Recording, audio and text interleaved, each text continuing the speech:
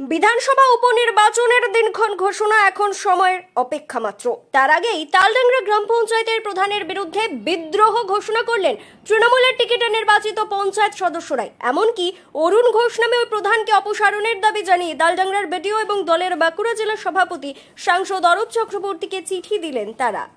উল্লেখ্য, বিগত পঞ্চায়েত নির্বাচনে 15 আসন বিশিষ্ট তালডাংরা গ্রাম পঞ্চায়েতের 11টিতেই জেতে শাসক তৃণমূল। একটি সিপিআইএম ও 3টি আসনে জয়লাভ করে বিজেপি। সংখ্যাগরিষ্ঠতার নিরিখে বোর্ড গঠন করে তৃণমূল ও প্রধান নির্বাচিত হন দলের নেতা অরুণ ঘোষ। তালডাংরার বিডিও এবং জেলা তৃণমূল সভাপতি তথা সাংসদকে দলের 10 পঞ্চায়েত সদস্যের পাঠানো চিঠিতে তাদের অন্ধকারে রেখে গ্রাম পঞ্চায়েতের ইমেল মারফত বিডিওকে বিভিন্ন বিষয় ট্রেনিং এর নামের তালিকা পাঠিয়েছেন বলে দাবি করা হয়েছে। ওই তালিকা বাতিলের দাবির পাশাপাশি অবিলম্বে প্রধানকে অপসারণের দাবিও তারা জানিয়েছেন। তাদের দাবি, পঞ্চায়েত প্রধানের এই কাজকর্মের জন্যই লোকসভা নির্বাচনে তৃণমূলের ফলাফল খারাপ হয়েছে। 2023-এর আগস্ট মাস থেকে গ্রাম পঞ্চায়েতের বোর্ড গঠন হয়েছে। তো আমি একজন গ্রাম পঞ্চায়েতে তালডাংরা গ্রাম পঞ্চায়েতের সাধারণ সদস্য। আমি কোনো উপসমিতিতে নেই। গ্রাম পঞ্চায়েতের প্রধান কিন্তু বিভিন্ন ক্ষেত্রে গ্রাম পঞ্চায়েতের সাধারণ সদস্য তো দূরের কথা, কাউকেই জানাচ্ছেন না।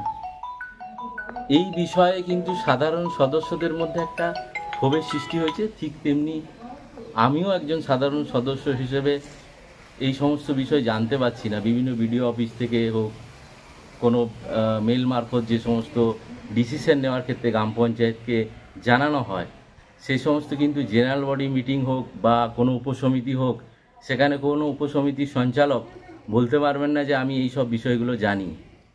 গ্রাম পঞ্চায়েত কিন্তু এক প্রকার গ্রাম পঞ্চায়েতের প্রধান ছাড়া কেউ জানতে পারছে না। একদম একনায়কতন্ত্রভাবে তালডাংরা গ্রাম পঞ্চায়েত চলছে, এটা আমি হলফ করে বলতে পারি।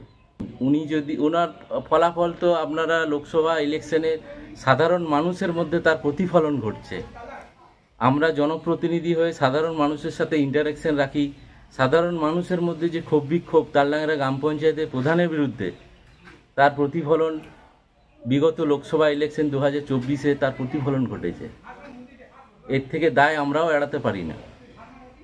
একজন মানুষকে যদি সামনে রেখে গোটা গ্রাম পঞ্চায়েত বা গোটা তালডাংরা অঞ্চল এরিয়া দুর্নীতিগ্রস্ত ভাবমূর্তি ধারণ করা হয়, যেহেতু তালডাংরা সদরে তালডাংরা ব্লক বিভিন্ন সরকারি অফিস রয়েছে, অথচ সেখানকার মানুষরাই অন্ধকারে থাকছে বিভিন্ন গ্রাম পঞ্চায়েতের পরিষেবামূলক কাজের ক্ষেত্রে, এটা কিন্তু এক প্রকার একনায়কতন্ত্রই সামিল।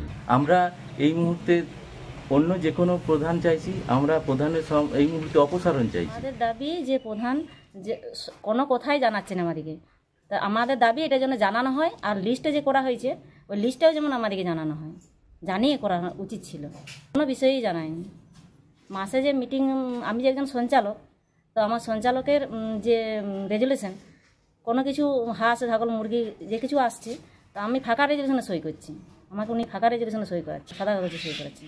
পরের মিটিংয়ে মাসে যাচ্ছি, তখন ওইটা পুরো পূরণ হয়ে থাকছে। অথচ আমি জানছি না যে হাঁস এসেছিলো, মুরগি এসেছিলো, ছাগল এসেছিলো, তো আমার সই অথচ যাচ্ছে। এখন এর জন্য হ্যাঁ।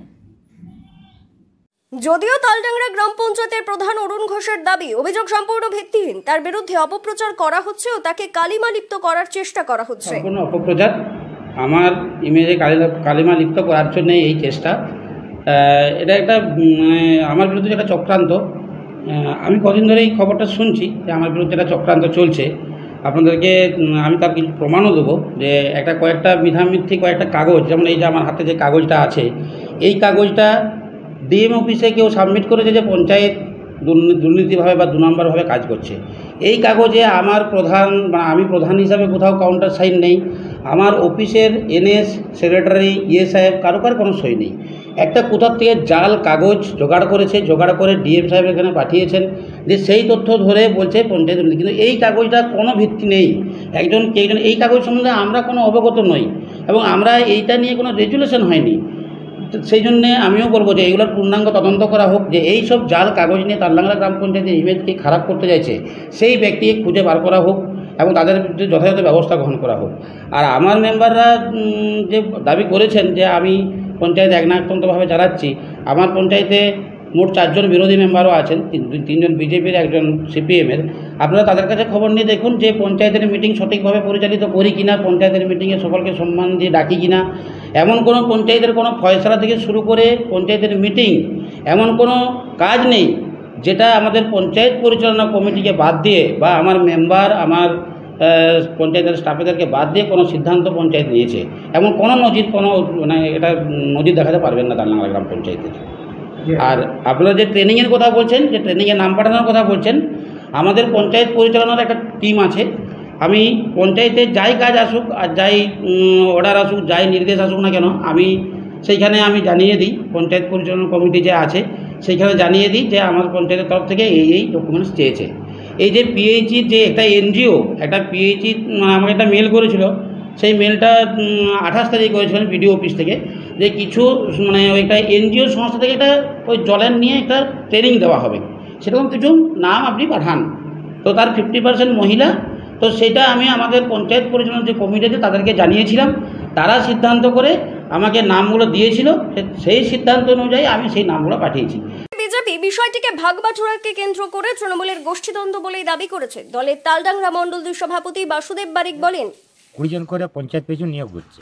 পিএইচি জল প্রকল্প থেকে? হ্যাঁ, সেই জল প্রকল্প 20 জন যে নিচ্ছে, 20 জন প্রধান নিজের মতো করে দিয়েছে, কিন্তু মেম্বাররা সেটা মেনে নিতে পারে না, তার জন্য মেম্বাররা দরখাস্ত দিয়েছে, ভাগ দেয় না। আসল কথা হচ্ছে ওই 20 জনের সংখ্যায় কি তাদেরও ভাগ ছিল আর কি, সেটা ভাগটা দেয় না। প্রধান নিজেই বলেছে না, ভাগ দেওয়া যাবে না। সেটা আমরা শুনছি বাজারে আর কি, যেটা সেটা নিয়ে সমস্যা, সেটা নিয়ে সমস্যা। আর আমাদের তো যে পঞ্চায়েত মেম্বার আছে তারা তো কোনোদিনই বলে না, আর এসব নিয়ে কোনো বলবেই না, অভিযোগ জানা না। কারণ হচ্ছে যে কোনো পঞ্চায়েত থেকে যে মানে সবজি, যে আমাদের গম বীজ, ধান বীজ, সরষা বীজ যেসব আছে, সার, সব পঞ্চায়েত প্রধান নিজেই বিলি করে। আর ওদের কিছু নেতা আছে তারা দিয়ে দেয়, কোনো মেম্বারকেই কোনো ইয়াতেই ডাকে নেয়। ব্যুরো রিপোর্ট, দক্ষিণ বাঁকুড়া দর্পণ, তালডাংরা।